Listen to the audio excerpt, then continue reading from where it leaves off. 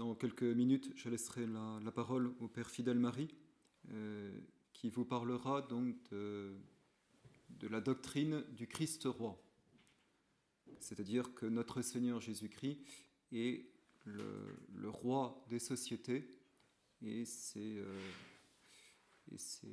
notre but que de pouvoir reconquérir nos sociétés pour que notre Seigneur Jésus-Christ règne.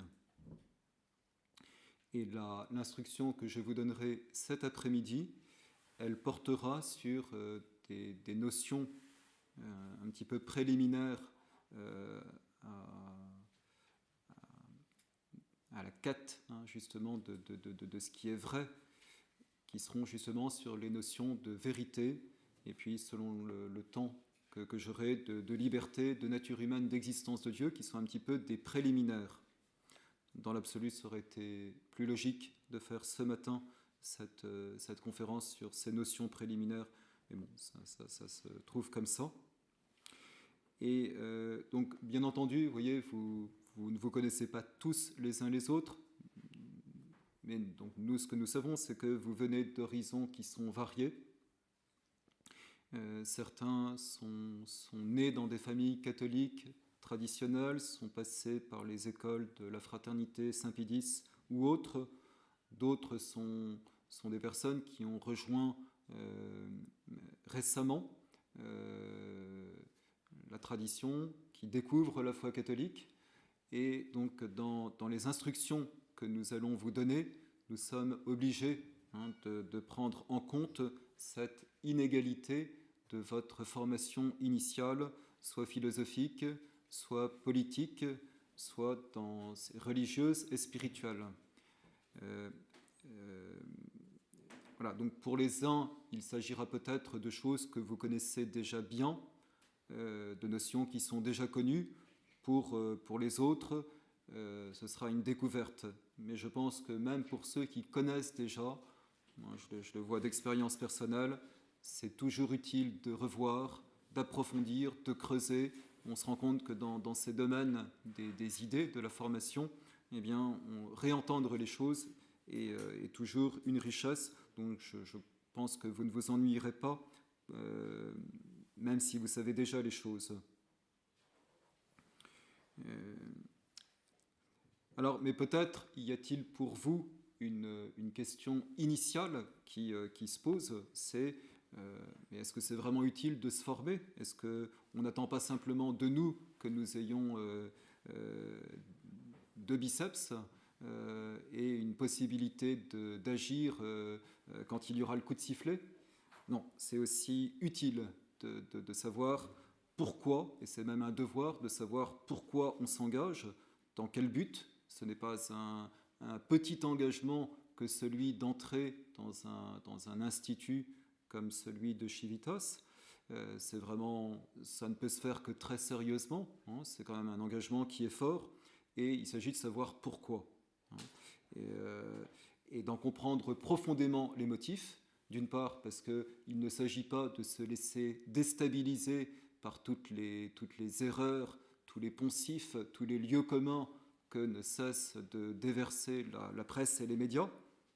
Et puis parce qu'il s'agit aussi de savoir convaincre ceux qui nous entourent. Parce que notre but, c'est évidemment de ne pas rester entre nous, c'est de pouvoir convaincre. Nous nous adressons à l'intelligence, et nous adressant d'abord à l'intelligence, nous voulons vous donner les vérités et les outils dont vous avez besoin pour faire passer et rayonner cette vérité autour de vous. Donc, que votre engagement à Civitas repose sur une conviction profonde. Et plus ces convictions seront profondes en vous, plus vous serez utile à l'objectif que se fixe ce mouvement.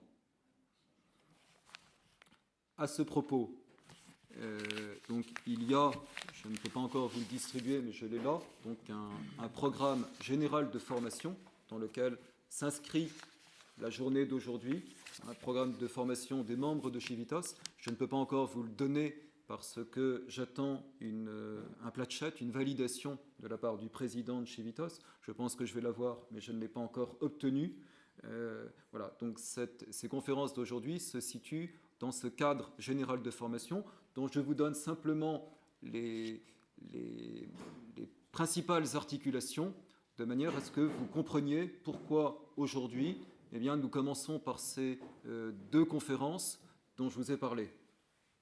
Donc, l'ensemble, je pense, représente à peu près peut-être une petite centaine de conférences, je n'ai pas encore fait le calcul exact, qui sont divisées en 3 articulations principales qui sont, grand 1, la connaissance de l'ordre naturel et chrétien, deuxièmement, le renversement de l'ordre chrétien par la Révolution, et troisièmement, ce qu'on appelle la contre-révolution. Ce sont les 3 grandes articulations qui, grosso modo, sont à peu près égales et représentent une trentaine de conférences pour chacun. Et le but, vous voyez, même si ça prend du temps, je dirais, il s'agit de construire solidement la formation. Le but, c'est vraiment de pouvoir vous exposer logiquement toutes ces conférences dont je suis en train de vous parler.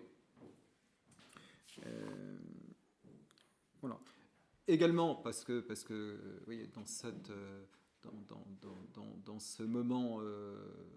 moment très pénible qu'on nous fait vivre, que la tyrannie nous fait vivre, eh bien, des journées comme celle-là sont toujours difficiles à organiser, donc on veut vraiment pouvoir les utiliser à fond. Ce qui fait que je vous ai parlé pour l'instant de 2 instructions.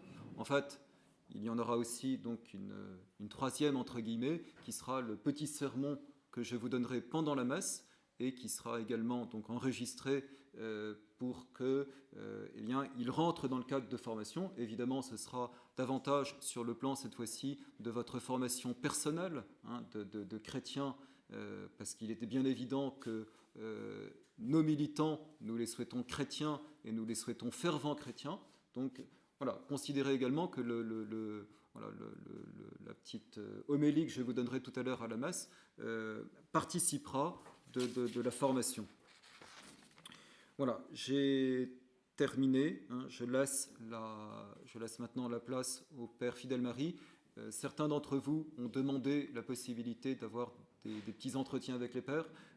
C'est bien volontiers que l'un et l'autre, nous tenons à votre disposition, voilà, en espérant, parce que notre vie, comme vous savez bien, est aussi mesurée par toutes les exigences du couvent. Donc on fera le maximum pour être à la disposition de chacun. Voilà, un dernier mot. Donc j'ai ici un article qui sera bientôt publié, donc par rapport à la question qui en préoccupe beaucoup sur la moralité de la vaccination, dans le cadre de la vaccination contre la Covid. Voilà. Si certains d'entre vous ont la possibilité de faire des photocopies ou avec leur appareil de prendre des photos de ça, c'est possible. Maintenant, l'article est sous embargo, tant qu'il n'a pas d'abord été publié une première fois par les cahiers de Civitas. Merci bien. Donc je laisse la parole au Père Fidèle Marie. Peut-être juste pour faire le lien avec ce que vient de dire le Père Joseph, je peux ajouter, avec cet homme d'action que fut Château-Jaubert, cette importance ou cet argument pour vous encourager à vous former, à continuer à vous former sans cesse. D'abord, Saint Pie X disait, dans ses consignes aux militants, il donnait cette devise, piété, formation, action. Au milieu se tient la formation, c'est capital. Et donc Château-Jaubert disait, la véritable et seule caution que peut présenter un contre-révolutionnaire est la doctrine. C'est sur la doctrine que doit se faire le ralliement et sur elle seule. C'est pour ça que vous êtes tous là, c'est parce que vous avez les mêmes principes de pensée d'abord. Et après, découlera l'action, logiquement. Et alors, pour intensifier, pour continuer d'éclairer vos intelligences sur des choses, comme l'a dit le Père Joseph, des choses que vous connaissez déjà, on va, pendant quelques minutes, s'intéresser à la politique du Christ roi. Je m'appuierai d'abord sur l'Écriture, bien entendu, et sur ces mots de l'apôtre Saint Paul, dans sa première épître aux Corinthiens, quand il dit « Petra erat autem Christus », la pierre, c'était le Christ. Je vous lis tout le passage en question.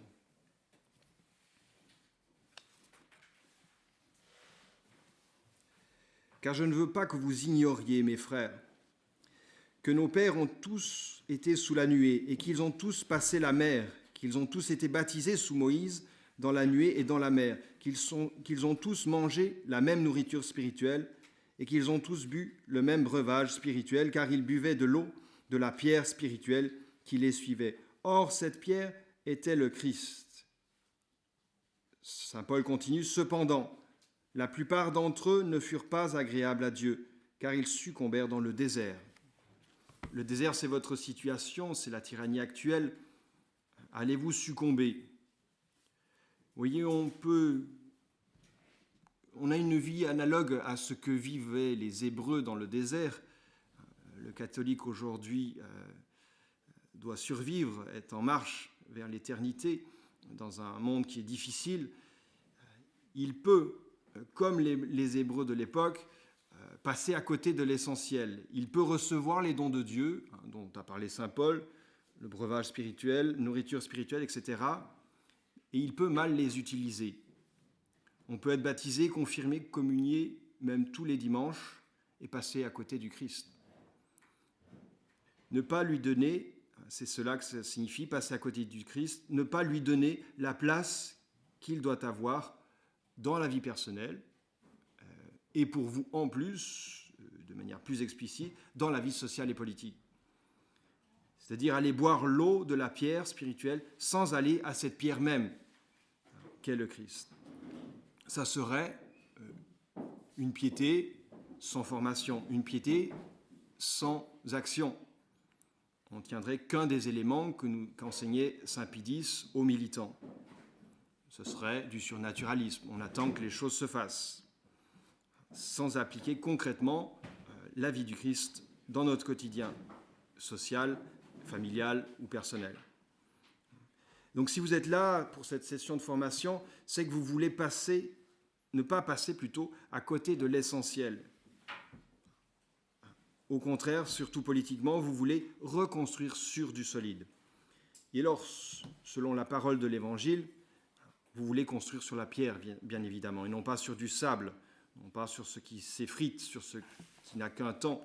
Vous voulez construire de l'éternel, finalement. Or, Petra erat autem Christus. Or, la pierre, c'était le Christ. Mais comme l'a dit Monseigneur Lefebvre au sujet du Concile, on est toujours face au même problème, même dans nos milieux. Il parlait ainsi du Concile. Le mal du Concile Vatican II, c'est l'ignorance de Jésus-Christ et de son règne. C'est le mal des mauvais anges. Ça a commencé comme ça, l'histoire de la création, ou juste après. C'est le mal qui est le chemin de l'enfer. C'est le mal qui est le chemin de l'enfer, de ne pas connaître Jésus-Christ et son règne. Et alors, vous voyez pourquoi aujourd'hui notre société s'en va vers l'enfer, pourquoi le monde actuel n'a pas d'autre direction que celui-là, tout simplement, à part du fait de cette ignorance. Vous touchez là du doigt davantage peut-être la nécessité de se former, d'alimenter son intelligence à la vérité, à cette grande vérité qui est le règne social de Jésus-Christ. Alors, les quelques points que l'on va voir ensemble, Jésus-Christ fondement d'abord, Jésus-Christ vivant, vivant et vivifiant, Jésus-Christ pierre d'achoppement, et enfin, Jésus-Christ pour le vivre, quelques convictions pratiques pour vivre de cette royauté sociale du Christ. Alors, comme vous voyez les piles de livres qu'il y a par là, ce n'est pas des choses que j'invente, que je tire de ma pauvre tête, c'est l'enseignement traditionnel, tout simplement. Mais même avant donc de commencer, d'aborder ces éléments importants du règne social du Christ, il faut qu'on se mette d'accord sur un point essentiel, qui est celui-ci. Le but de l'homme n'est autre que le ciel. Le but de l'homme n'est autre que le ciel. Qu'on soit paysan, qu'on soit politicien, qu'on soit capucin, père de famille, tout ce que vous voulez, on a tous le même objectif, c'est le ciel. Et alors, vous comprendrez facilement de ce fait que la dimension qui correspond à cette finalité, c'est la verticalité. C'est la verticalité. Il faut que vous vous disiez qu'en politique, comme dans toutes les autres activités que vous avez au quotidien, que vous ne vouliez rien d'autre que la verticalité. La dimension horizontale, même si on l'utilisera un peu vers la fin, la dimension horizontale qui serait un certain naturalisme, eh bien, c'est pas la vôtre. C'est pas la vôtre. On doit voir notre vie comme verticale. Et pour ça, pour illustrer cette idée fondamentale, sinon c'est pas la peine qu'on soit là ensemble. Si on a fait 2 parties dans sa vie, c'est déjà raté d'avance, parce qu'on ne s'appuiera pas sur le Christ, bien entendu. Et alors, une petite histoire, ou une grande histoire même, pour illustrer la nécessité d'être vertical, elle est tirée de Don Guéranger, Jésus-Christ, roi de l'histoire. C'est dans son chapitre où il aborde les croisades, ce grand moment des croisades. Ce n'est pas sans analogie avec notre époque. Ça devrait en tout cas. Et voilà ce qu'il dit. « À mon avis, ce n'est pas en cette manière que l'historien chrétien doit envisager les croisades, donc y voir simplement des résultats naturels. Ça a évité que les princes chrétiens ne se tapent trop dessus en Europe, quoi. Alors on va les faire se battre ailleurs, comme ça, on retrouve un ennemi commun et ça arrange indirectement leurs problèmes personnels. C'est pas ça seulement. Qu'il fasse voir, l'historien chrétien, en temps et lieu, les heureuses conséquences qu'elles ont produites dans un ordre inférieur à leur sublime et chevaleresque but, rien de mieux. Il fournira une nouvelle preuve à la vérité des promesses du Christ qui assure le surcroît à quiconque cherche le royaume de Dieu et sa justice. Mais qu'il ose avant tout envisager le fait dans sa réalité. Ces gigantesques expéditions que furent les croisades, qui tinrent si longtemps l'Europe en haleine, ne furent une entreprise qu'à l'instigation de l'Église. L'Église ne leur proposa un but surnaturel, et ne promit aux croisés que des récompenses spirituelles. L'Europe, cependant, s'ébranla, et de nombreuses générations s'enrôlèrent pour la guerre sainte. Certes, il y a pourtant là un spectacle bien instructif et bien digne d'admiration pour quiconque est sensible à la supériorité de l'élément moral sur les intérêts matériels et politiques. Une société composée de nations nombreuses, de races diverses et souvent en guerre, se levant comme un seul homme à la voix d'un vieillard, donc le pape, qui exerce une suprématie purement morale, un même intérêt purement moral susceptible de réunir dans un même corps d'armée le franc, le saxon, le germain, le slave, le scandinave, tous dociles à la même pensée, épris du même enthousiasme, n'est-ce pas là le chef-d'œuvre de l'influence évangélique qui doit unir tous les hommes et une vision du règne de Dieu sur la terre? Certes, elle était forte, l'association européenne, contre l'invasion du Sarrasin et de tout autre ennemi, quand il ne fallait qu'un appel du pontife romain pour faire sentir à tous les peuples latins, qu'ils étaient frères, et pour les arracher à tout autre intérêt, à toute autre passion qu'à l'intérêt et à la passion de leur foi religieuse. En présence des nationalités de notre Europe, divisée et hostile aujourd'hui, qui ne sentira la supériorité que donnait à celle du Moyen-Âge le sens du surnaturel? Le sens du surnaturel, qui est un sens, donc c'est vertical, n'est-ce pas? C'est vertical. Sens du surnaturel planant au-dessus de tout, aimé, compris et assurant les biens de la vie future, en même temps qu'il protégeait efficacement la noble confédération des peuples qui se sentaient unis dans une commune soumission au vicaire du Christ roi du monde. Des hommes que l'on peut appeler sous les armes par centaines de mille, en leur représentant que le Christ souffre dans son honneur et dans ses membres, bien loin dans des régions éloignées et livrées à la barbarie, et qui par amour pour le sauveur de leurs âmes quittent tout et vont courir tous les hasards d'une expédition dont le succès est incertain pour chacun d'eux, ces hommes, j'oserais le dire, ont droit au respect de tous les siècles. Mais surtout, ils doivent exciter l'envie d'une autre. Où est l'idée morale qui aurait aujourd'hui la puissance d'arracher l'Europe de ses fondements et de la lancer contre l'ennemi commun? Quelle est la chose aimée que l'Europe entière, qui possède assez de prestige et tient assez à cœur pour amener durant près de 2 siècles des millions d'hommes à lui sacrifier intérêt, repos, affection et patrie?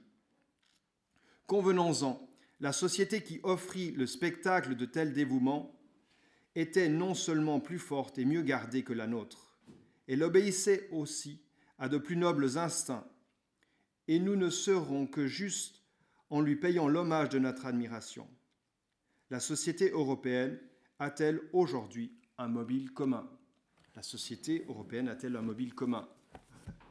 Notre session a-t-elle un mobile commun? Oui, c'est celui-là que l'on va chercher, c'est sur celui-là que l'on va s'appuyer, le fondement qu'est le Christ. Et pour ça, mais il faut le voir de manière verticale. La réponse, votre réponse sera non. Non, on n'a pas de raison d'être ensemble si on ne travaille pas à avoir le même sens surnaturel, la même finalité. Ça, c'est ce qui a fait la grandeur de vos ancêtres. Eh bien, c'est ce qui devra faire votre grandeur. C'est pour ça qu'on pourra redire à votre sujet Gesta Dei per Francos si vous avez ce sens surnaturel des événements, de tout ce qui nous arrive ici-bas. L'orientation est vers l'éternité. Et c'est comme cela que l'on correspondra au plan du bon Dieu. Donc, quel est votre regard? Votre regard, bien, c'est celui qui s'élève, comme si vous étiez face à une montagne qui s'élève, qui cherche le sommet que vous devez gagner. Et alors, pour gagner ce sommet, bien sûr, il faudra s'appuyer sur quelque chose de solide, sur l'unique fondement même, l'absolue primauté du Christ. C'est ce que l'on voit maintenant. Bâtissez votre maison sur la pierre, dit notre Seigneur en Saint Matthieu. Votre maison, ça peut être votre âme, ça peut être votre famille, ça peut être la cité. Elle doit être construite, tout cela doit être construit sur la pierre. Alors on ne discute pas encore de la royauté du Christ. Elle viendra un peu plus loin, comme une conséquence logique de ce que l'on voit maintenant, la primauté absolue du Christ. Il y a 2 lettres grecques qui suffisent à résumer tout cela. Ce sera facile pour vous à retenir la chose. Alpha et oméga. Alpha et oméga. La première et la dernière lettre de l'alphabet grec. Peu après que Rome se fut convertie, les artistes chrétiens se mirent à tracer en maint endroits la première et la dernière lettre de cet alphabet. Qu'est-ce qu'ils voulaient signifier par là? Quelle doctrine matérialisait-il en leur œuvre d'art? Eh bien, on trouve bien sûr dans l'Écriture la réponse, spécialement dans l'Apocalypse de Saint Jean, ce livre des consolations, combien lumineux pour notre temps. En effet, dès le début de cette révélation, le voyant de Patmos entendit Dieu prononcer ces solennelles paroles. Je cite l'Apocalypse au premier chapitre. « Je suis l'alpha et l'oméga, le commencement et la fin. » Il est à noter que déjà dans l'Ancien Testament, vous trouvez cette réalité, cette vérité. Notre Dieu avait déjà revendiqué équivalemment le titre d'alpha et d'oméga quand il disait au prophète Isaïe, « Qui a fait cela? Qui l'a accompli? Moi, Yahvé, je suis le premier et le dernier. » Mais voici que le disciple bien-aimé, Saint Jean, entend les mêmes paroles prononcées par son maître ressuscité, donc par Jésus-Christ. Un peu plus loin, donc dans l'Apocalypse toujours. « Ne crains point, je suis le premier et le dernier, et le vivant. J'ai été mort, et voici que je suis vivant au siècle des siècles. » Fin de citation de l'Apocalypse. Le Christ Jésus est encore plus formel vers la fin de l'Apocalypse, donc au chapitre 22, où il dit « Je suis l'alpha et l'oméga, le premier et le dernier, le commencement et la fin. » Saint Jean n'est pas le seul auteur inspiré à appliquer cela à notre Seigneur. On retrouve ces idées-là chez Saint Paul, par exemple, de la même manière. Mais comment bien entendre ce qui semblait doctrinalement très parlant pour nos premiers chrétiens? Eh bien, la paraphrase de l'abbé Raphaël Ezaguirre vous donnera un peu l'interprétation. Voilà ce que dit l'abbé. « Moi, je suis l'alpha et l'oméga, c'est-à-dire le premier dans l'existence et le créateur de toutes choses. » Donc c'est notre Seigneur Jésus-Christ qui parle. Et le créateur de toutes choses est le dernier, à cause de l'éternelle jeunesse dont je jouis et que je communique aux bienheureux. Principe de toute créature et fin ultime de toute existence. Voilà le sens de cet alpha et de cet oméga. Donc vous voyez, pour cette première partie, vous n'avez pas grand-chose à retenir, mais c'est ça qui fait tout le reste. Ce qu'ont donc voulu professer ces premiers chrétiens, ces premiers artistes chrétiens, dès du IVe siècle, c'est leur foi en la primauté absolue de Jésus-Christ. Et conséquemment, en sa royauté universelle. Ils avaient bien saisi qu'au Dieu fait homme ne revenait pas moins que la première place en tout et pour tout, et que tout être n'a de sens ici-bas que s'il est pour lui. Je viens de Jésus, alpha, je dois retourner à Jésus, oméga. C'est ma vie, d'un point de vue personnel, c'est la vie familiale, c'est la vie sociale. Tout a un sens seulement si on le perçoit sous cette lumière de Jésus-Christ, premier en tout et pour tout. Et alors, donc, on l'a dit, de là découle la royauté universelle de notre Seigneur. Je pense qu'il n'y a pas besoin d'avoir fait des années d'études de théologie ou autre pour comprendre cela. Puisqu'il est premier en tout et dernier en tout, le but de tout, nécessairement, il aura cette place, par rapport aux hommes, il aura cette place de roi. Le Christ Jésus est roi de tous les hommes. Chinois, français, esquimaux, tout ce que vous voulez, de tous. On ne met personne de côté. C'est ce qui a stimulé les apôtres à aller partout sur terre. Sans aucune exception. Et alors, peut-être plus difficile à accepter, parce que ça on peut l'accepter, disons, ça c'est quelque chose d'un peu extérieur, oui, il est roi, pourquoi pas, mais il est roi de l'homme tout entier, et c'est là qu'il y aura des applications très larges. Il est roi de l'homme tout entier. L'homme a une intelligence, eh bien Jésus règne sur son intelligence, Jésus est vérité. L'homme a une volonté, Jésus-Christ doit régner sur sa volonté, puisqu'il est origine de tout bien.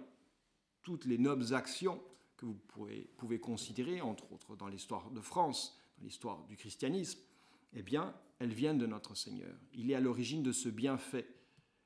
Et il est la fin, bien entendu. Il est la fin, il est le pourquoi on agit bien, c'est parce que Jésus-Christ. Pour Jésus-Christ.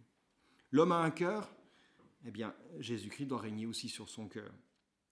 Parce que Jésus-Christ est cette charité incommensurable et cette charité qui surpasse toute appréciation, dont on n'a pas de mots pour l'exprimer. Donc ça, c'est l'homme, si vous voulez, dans toutes ses facultés. Eh bien, Jésus-Christ doit en être le roi. On ira un peu plus loin, plus bas.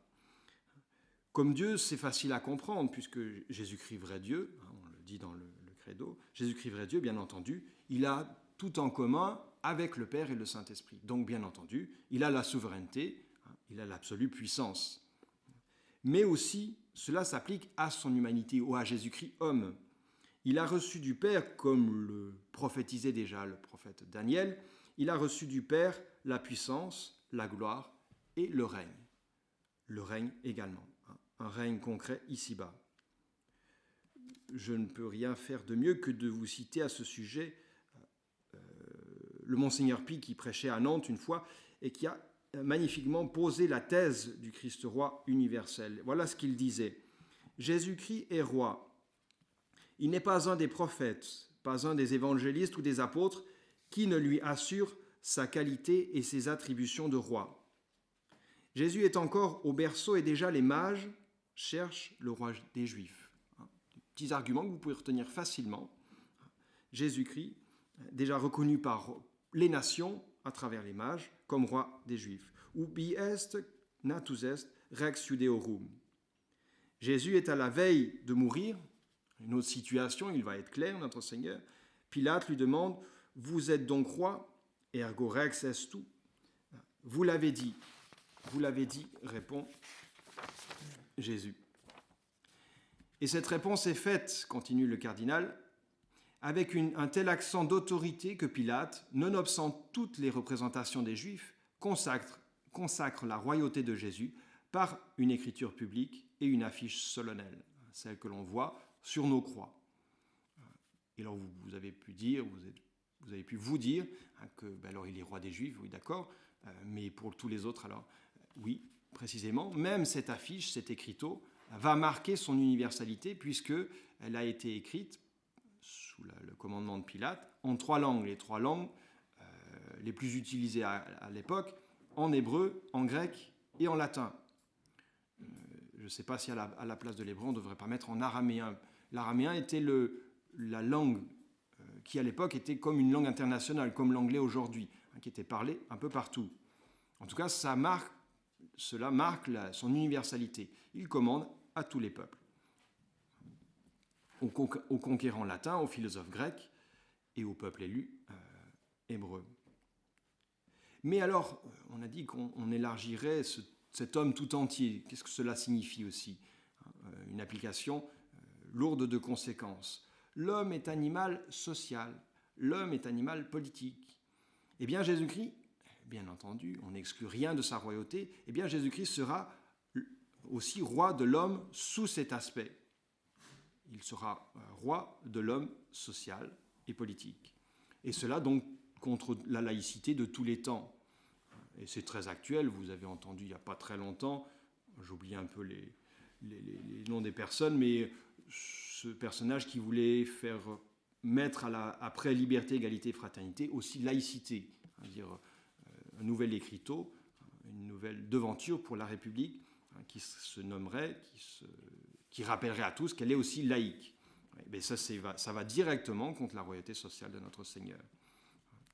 Royauté sociale qui était déjà annoncée dans l'Ancien Testament. C'est très beau de voir que, par exemple, le prophète Daniel, dans son chapitre 7e, donc le prophète Daniel, c'est à peu près 650 avant Jésus-Christ, disait cela: il n'y aura pas, donc au nom de Yahvé, il n'y aura pas sous le ciel de royaume dont la grandeur ne lui appartienne à Jésus-Christ, au Messie. Son règne est un règne éternel, et tous les rois lui devront service et obéissance. Et tous les rois lui devront service et obéissance.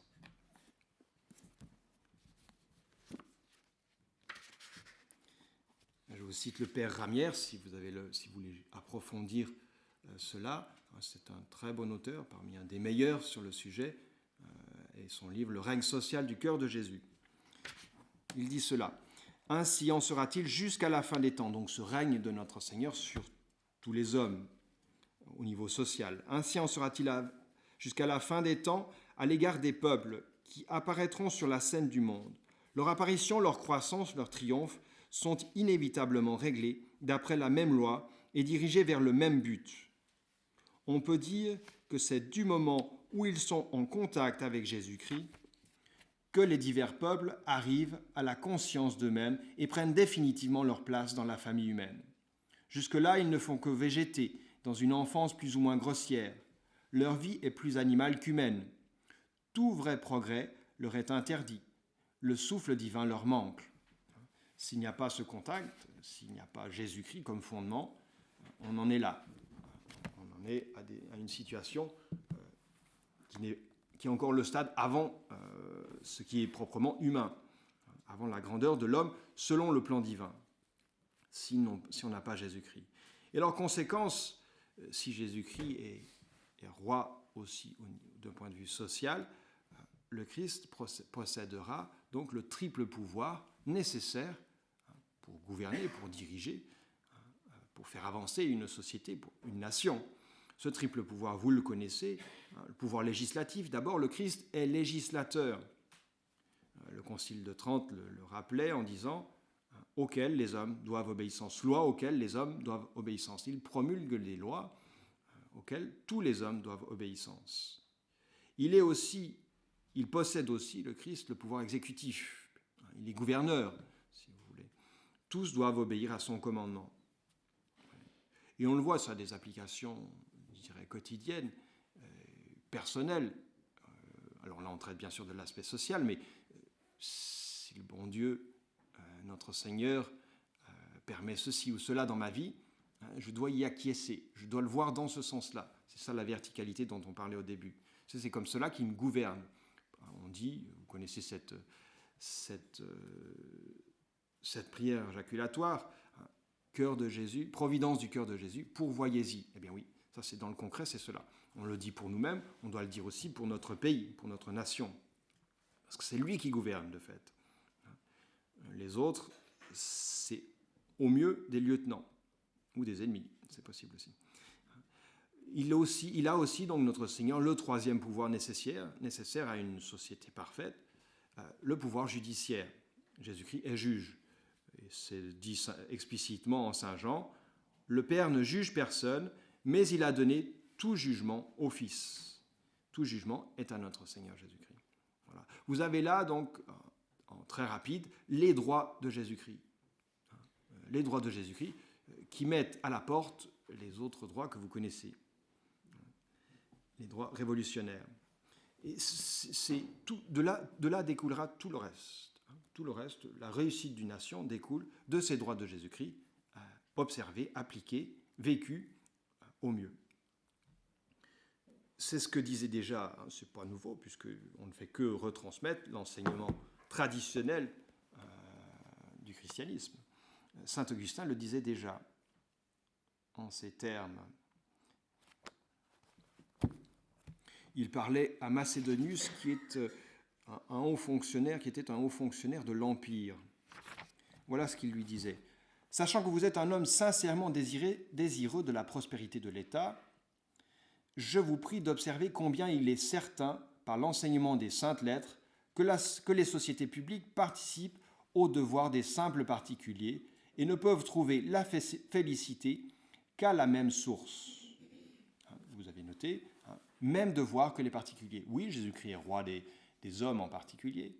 Eh bien, les sociétés, comme l'enseigne saint Augustin, participent au même devoir. Si Jésus-Christ a des droits, nous avons des devoirs aussi d'un point de vue social et politique.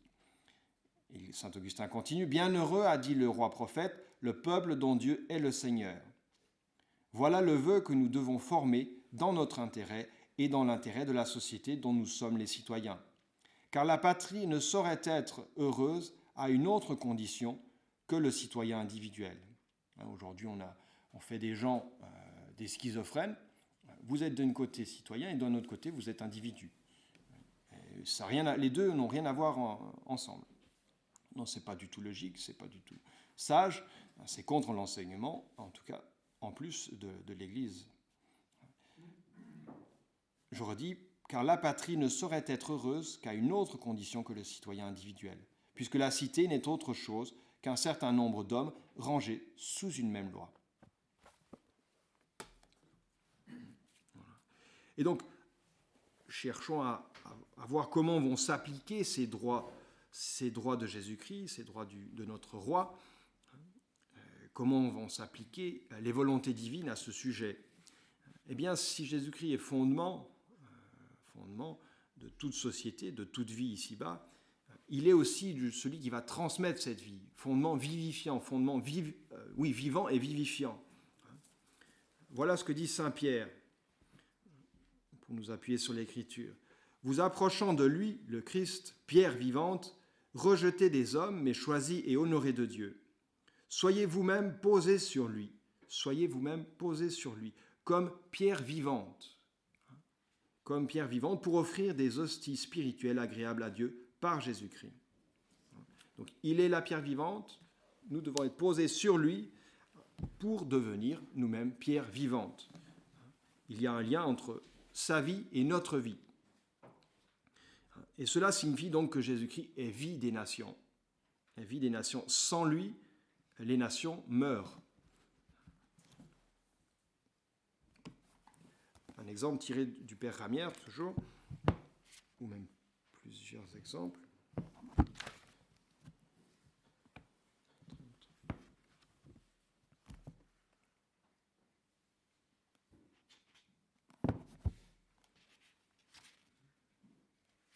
Oui.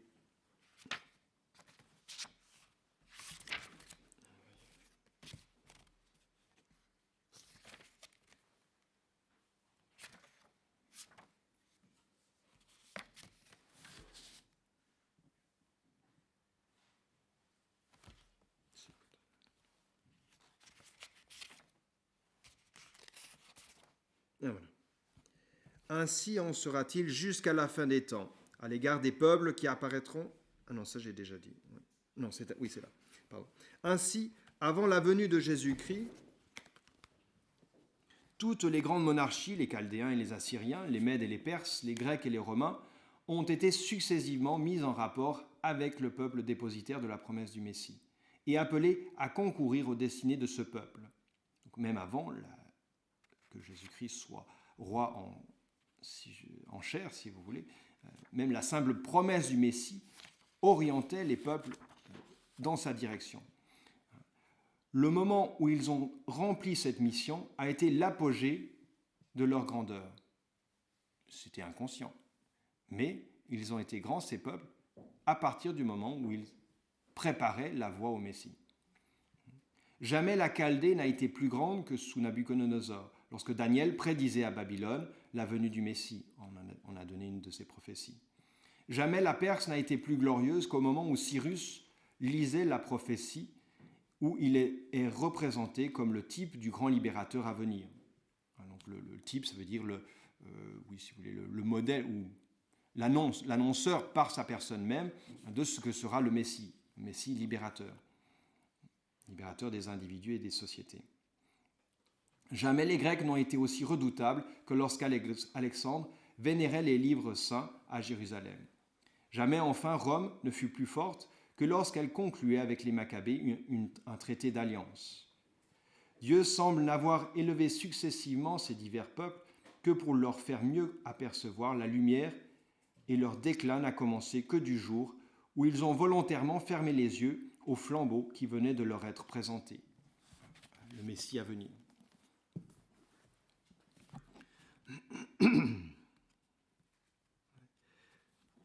C'est donc, on le voit historiquement, la nation décline à partir du moment où la vie divine manque.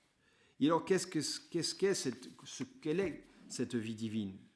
Précisons d'où elle vient. On est d'accord, elle vient de Dieu, de Jésus-Christ, dont la primauté ne fait plus de doute pour vous. Mais comment concrètement elle va vivifier l'individu et la société ? C'est le cardinal Pi qui le dit encore, de manière très belle. Le règne visible de Dieu sur la terre, c'est le règne de son Fils incarné. Dieu, Verbe incarné, Jésus-Christ. Et le règne visible du Dieu incarné, c'est le règne permanent de son Église. C'est le règne permanent de son Église. Donc vous passez de Dieu à Jésus-Christ, Verbe incarné, à l'Église. C'est comme ça que la vie divine va descendre jusqu'à nous.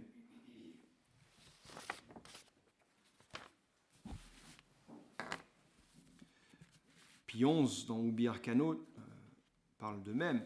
Jésus-Christ règne dans la société quand cette société reconnaît à l'Église son privilège qu'elle tient de son fondateur, de société, donc privilège de société parfaite, maîtresse et guide des autres sociétés.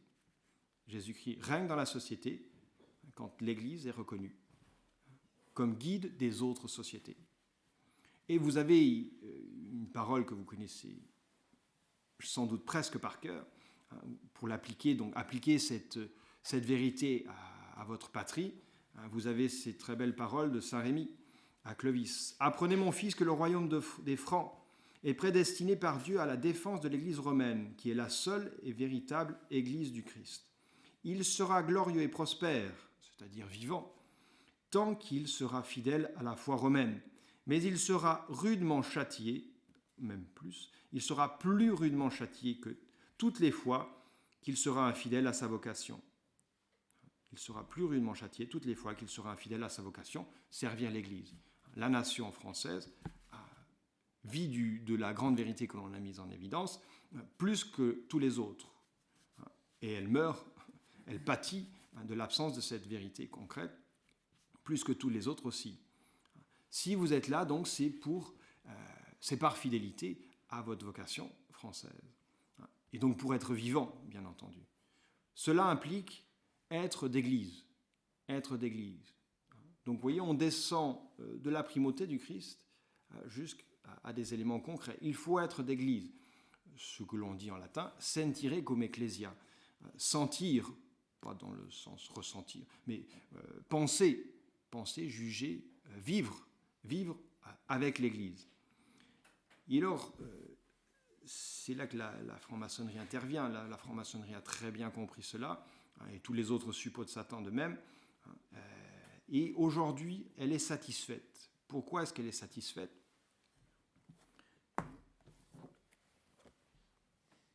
Elle a obtenu son but caché. Elle a obtenu son but caché, mais vrai, l'affaiblissement de la mentalité catholique. Donc, mentalité catholique, ça veut dire de l'esprit de l'Église chez les catholiques.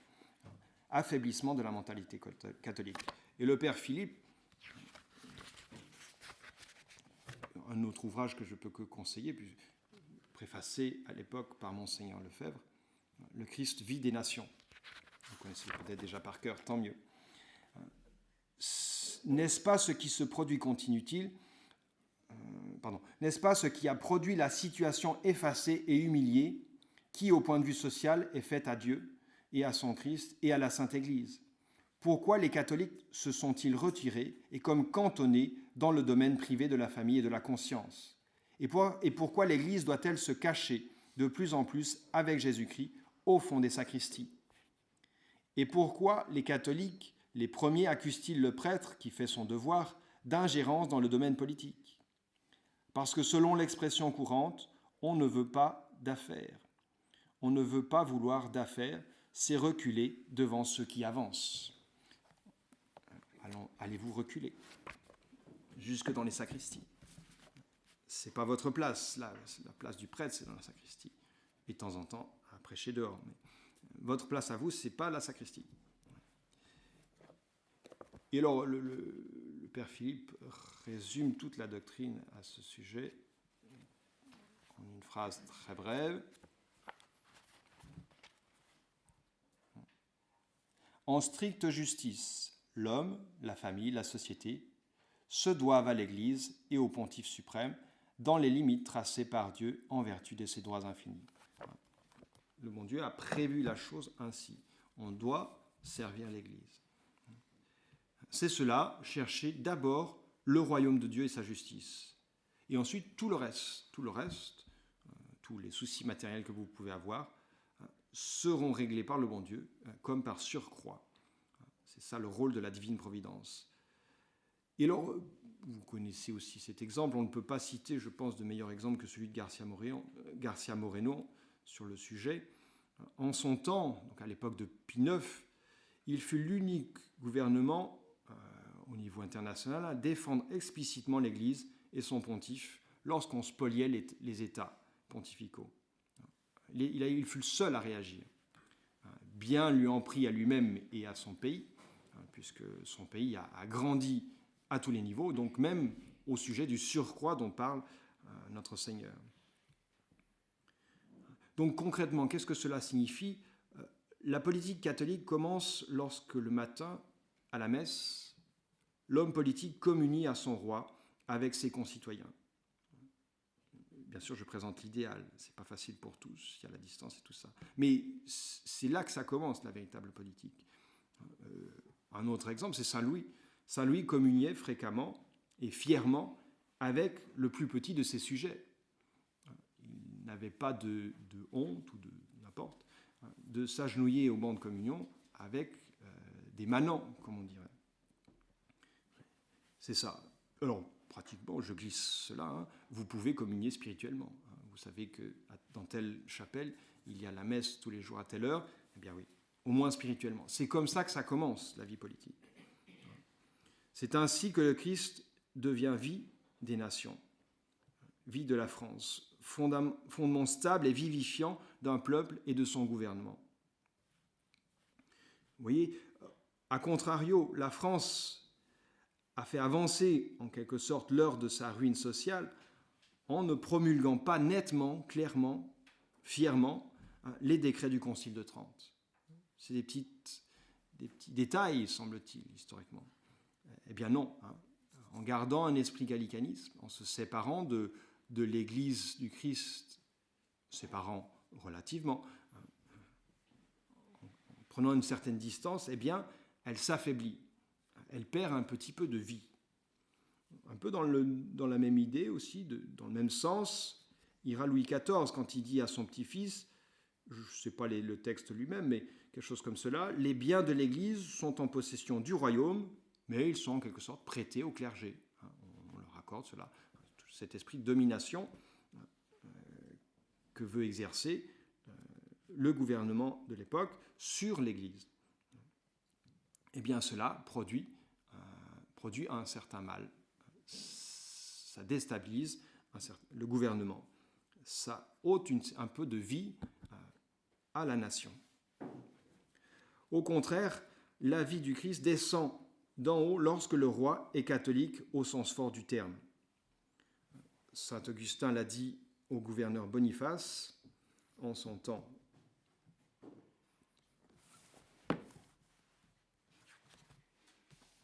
Voici comment. Autre chose est pour le prince de servir Dieu en sa qualité d'individu, autre chose en sa qualité de prince. Comme homme, il le sert en vivant fidèlement, comme roi, en portant des lois propres à faire régner la justice et repousser l'iniquité, et en les sanctionnant avec une vigueur convenable. Les rois servent le Seigneur en tant que roi quand ils font pour sa cause ce que les rois seuls peuvent faire. Je redis, les rois servent le Seigneur en tant que roi quand ils font pour sa cause ce que les rois seuls peuvent faire. Donc, le roi peut favoriser l'Église avec plus de force que le simple fidèle, par exemple.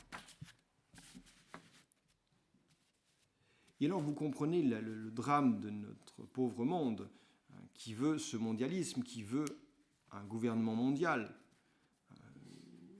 À noter que déjà Don Guéranger mettait en garde dans les années 1850 contre ce gouvernement mondial qui se profilait déjà à l'époque.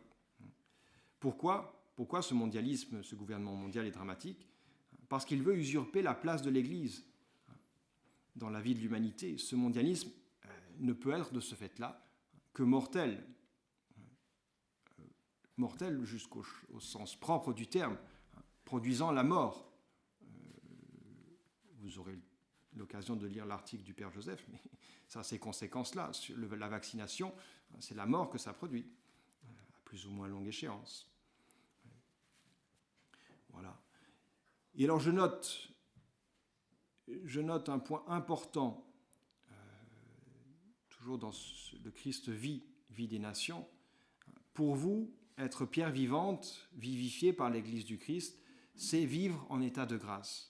C'est essentiel aux politiciens. Encore une fois, il ne s'agit pas de faire dans nos vies des cases. On n'est pas deux personnes, on est une seule personne. Et le politicien doit vivre en état de grâce. Le politicien catholique doit vivre en état de grâce. Il ne peut pas réellement mener la politique du Christ roi s'il est un membre mort de l'Église. Parce que c'est comme ça qu'on le définit. Un chrétien, un catholique qui perd la grâce, qui perd cet état de grâce, il est toujours membre de l'Église, mais il est membre mort. Il est une pierre qui se désagrège. Voyez le drame. Alors ça ne paraît pas extérieurement, mais la réalité, si vous voulez, il y a une contre-efficacité bien réelle, c'est sûr et certain. Et là, Garcia Moreno nous en donne l'exemple. Il prend toute sa place en Équateur à partir du moment où il se remet à une pratique fervente. Il avait un peu négligé cela, non pas qu'il avait apostasié ou quelque chose de ce genre, non, mais il relativisait sans doute un petit peu, pris par beaucoup d'autres actions, l'importance de cette vie intérieure. Et bien, à partir du moment où il met en premier le bon Dieu, notre Seigneur, et bien là, il fait croître l'Équateur lui-même. Et de là, donc, s'ensuit le surcroît promis par le bon Dieu. Vous avez des exemples actuels, la Pologne, la Hongrie, les évêques polonais qui consacrent leur pays au Sacré-Cœur, la Hongrie qui se met à observer davantage la loi naturelle. Eh bien, les conséquences se font sentir sur le surcroît. Le surcroît leur est donné par le bon Dieu. Je recite là le prophète Daniel. « Et la pierre, le royaume qui ne sera jamais détruit, qui avait frappé la statue, devint une grande montagne et remplit toute la terre. » La pierre devint une grande montagne. Vous vous souvenez de l'histoire, c'est une pierre qui déboule de la montagne et qui vient taper la statue gigantesque qui va s'effondrer. Eh bien, cette pierre va devenir une grande montagne et va remplir toute la terre. Eh bien, c'est l'Église. C'est l'Église. C'est de cette Église-là, c'est sur cette Église-là qu'il nous faut vivre. C'est le royaume concret du Christ ici-bas. Ça fait la grandeur de la France, cette attache à l'Église. Ça doit continuer à le faire par vous. Et alors, mais face à cette réalité, vous allez devoir choisir. Parce que le Christ, s'il est fondement, s'il est pierre vivante et vivifiante, il est aussi pierre d'achoppement. Voici que je place en Sion une pierre d'achoppement, le signe de contradiction dont parle l'évangéliste Saint Luc. Une pierre d'achoppement et une roche qui fait trébucher, mais qui a foi en lui ne sera pas confondue. Mais qui a foi en le Christ ne sera pas confondue.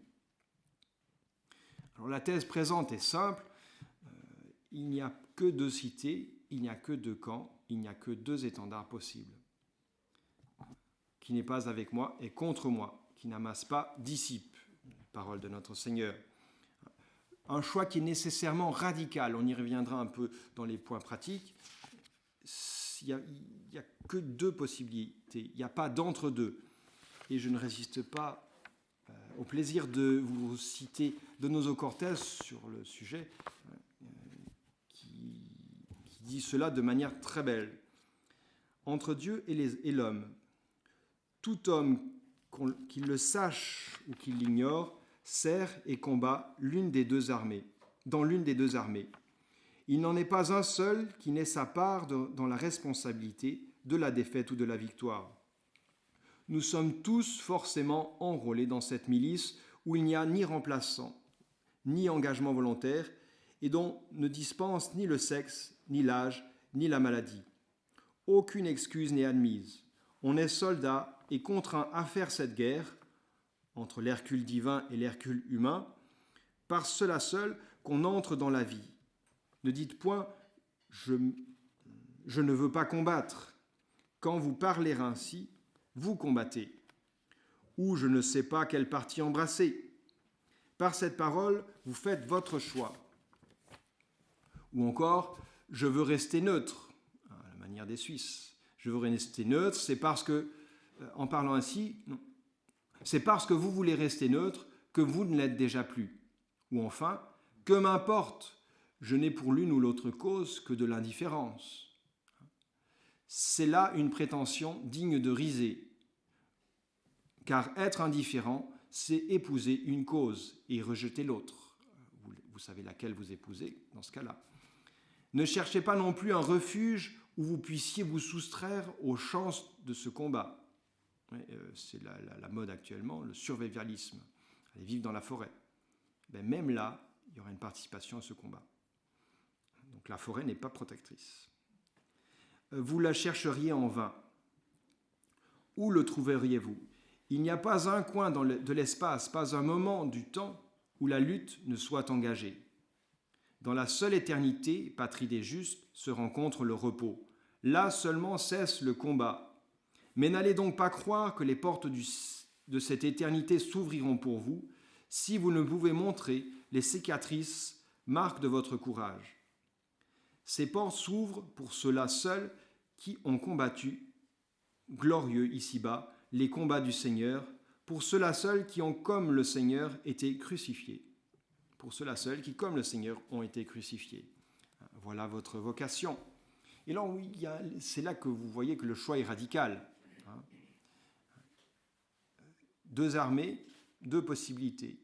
D'un côté, vous avez bien sûr notre Seigneur, le Christ, Notre-Dame, le pape dans ce qu'il a de traditionnel, enfin, dans la papauté, disons, la papauté, les prêtres, etc.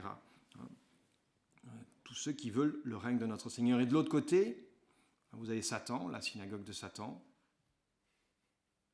c'est-à-dire les rois du mondialisme, la maçonnerie, que le père Ramière appelle l'église de la Révolution, les communistes sont toujours présents, que Monseigneur Join appelle les bourreaux de la juiverie. Aussi, alors pour eux, en général, on n'a pas trop de tentation de rallier ce camp-là. Mais il peut y avoir aussi un certain naturalisme en politique. Ce n'est pas nouveau que ça touche la France, puisque déjà Philippe le Bel était touché par ce naturalisme politique.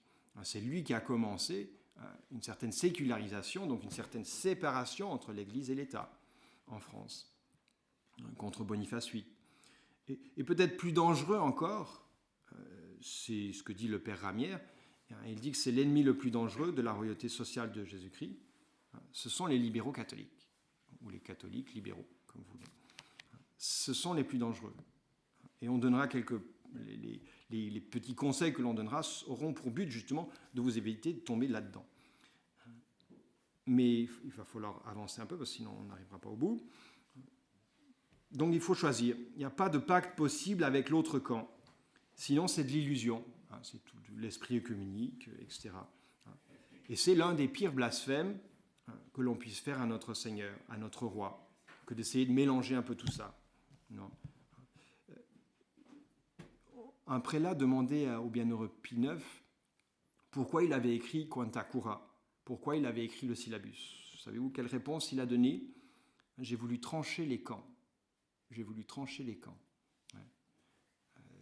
C'était très utile à l'époque, puisque le libéralisme se développait fortement.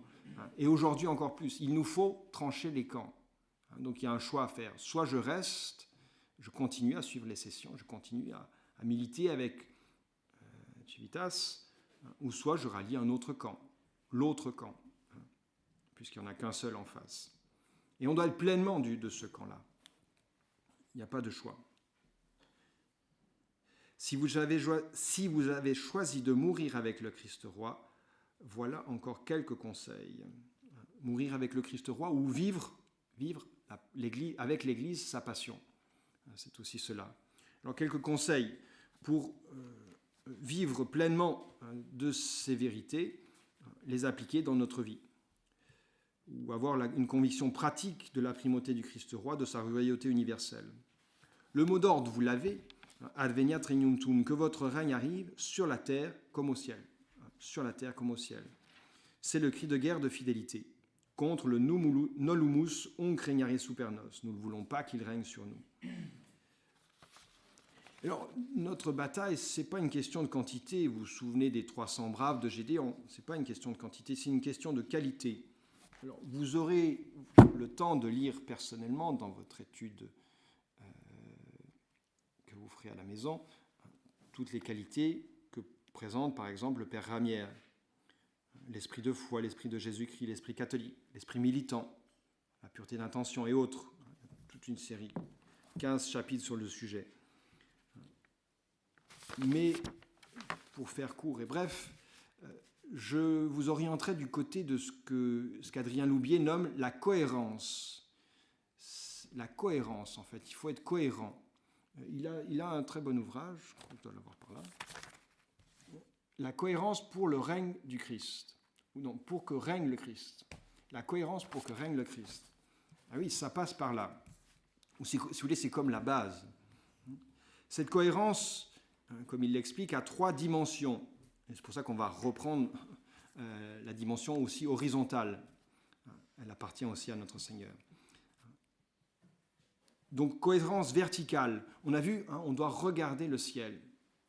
On prend nos principes tout en haut, principes doctrinaux, principes de foi. Et alors, quand il parle de cohérence verticale, Adrien Loubier explique bien que des principes, il faut descendre jusqu'aux conclusions. Déjà, si vous voulez, intellectuellement, descendre jusqu'aux conclusions. Il y a une logique dans la doctrine, dans l'ordre de la religion, de la morale, l'ordre social, l'ordre politique.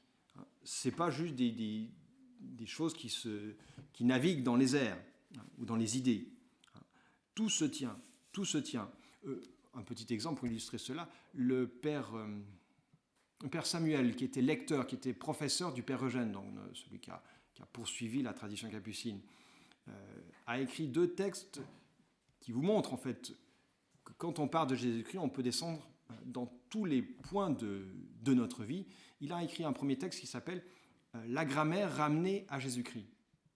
La grammaire, oui, cette matière que vous n'aimiez pas à l'école. Eh bien, il l'a ramenée à Jésus-Christ. Ben oui, le meilleur moyen pour l'aimer mieux, c'est de la ramener à notre Seigneur. Il fait la même chose en fait avec la musique. Avec la musique, la même chose.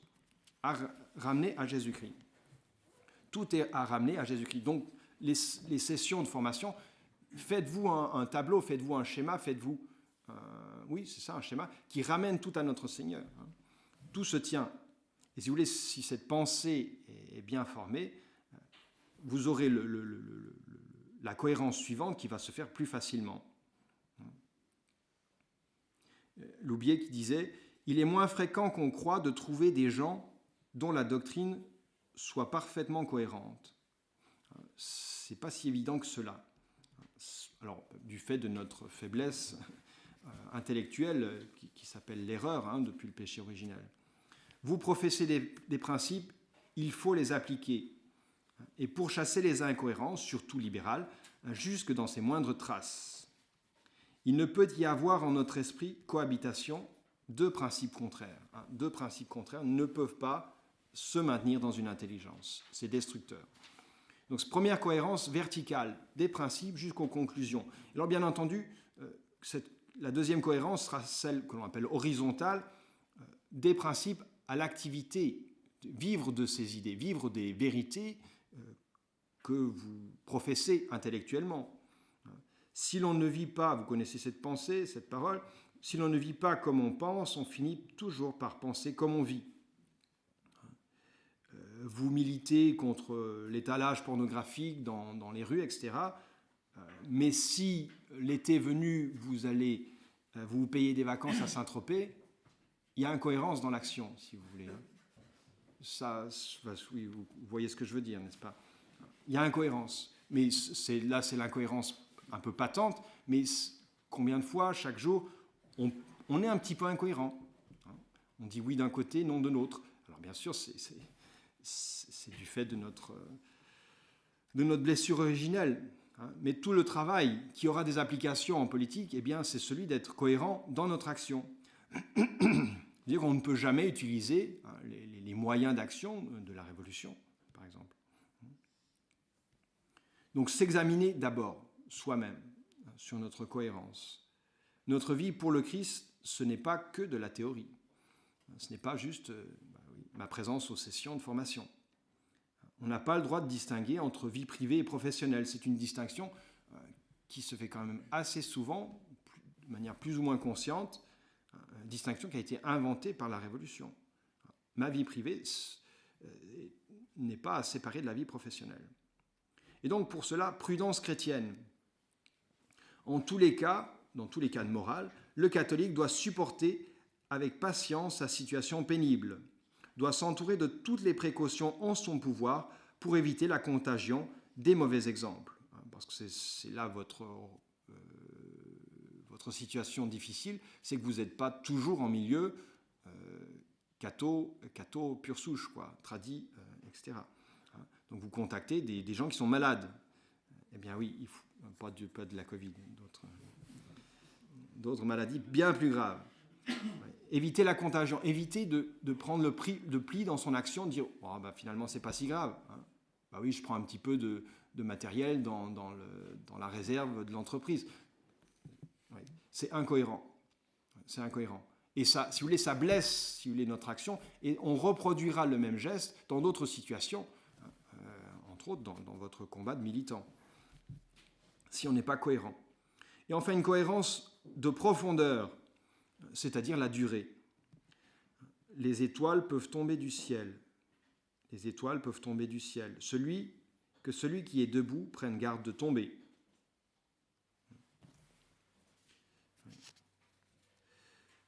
C'est évident, mais qu'on se le dise, c'est pas parce que je suis à Civitas aujourd'hui que j'ai revêtu la justice originelle, que je suis impeccable, quoi. Il faut être déjà bien avancé en perfection pour pouvoir prétendre à cela. Même saint François, qui était déjà se disait, bien, demain je pourrais me marier, demain je pourrais avoir des enfants, alors qu'il avait fait vœu, il avait promis au bon Dieu de rester religieux toute sa vie. Et alors surtout aujourd'hui, attention à ce qu'on appelle le jugement propre. Je ne fais que l'évoquer, mais attention, c'est souvent à cause de cela que qu'on n'a plus été cohérent dans la profondeur, dans la durée. On est parti dans ses idées, etc. Aussi, puisque vous avez la grâce d'être du bon côté, attention aux ailes amères. Attention aux ailes amères, à se battre pour soi finalement.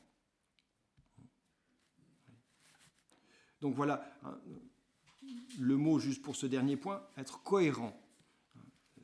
Tout ce que vous apprendrez, il faudra l'appliquer jusqu'en dans les détails et vouloir le tenir jusqu'au bout. C'est la grâce que vous allez demander sans doute ce matin à la messe. Et je termine en fait, pour faire vraiment court, sur ce qui a servi en fait comme de charte au tout début de la Ligue, de la Sainte Ligue, alors que le calvinisme se répandait en France. Pourquoi ? Parce que cette Ligue, ça a été le rassemblement des forces catholiques. C'est ce que je vous souhaite, que vous soyez bien unis, et on a vu comment, par la doctrine. Mais aussi, ça vous prépare déjà à la messe qui va suivre.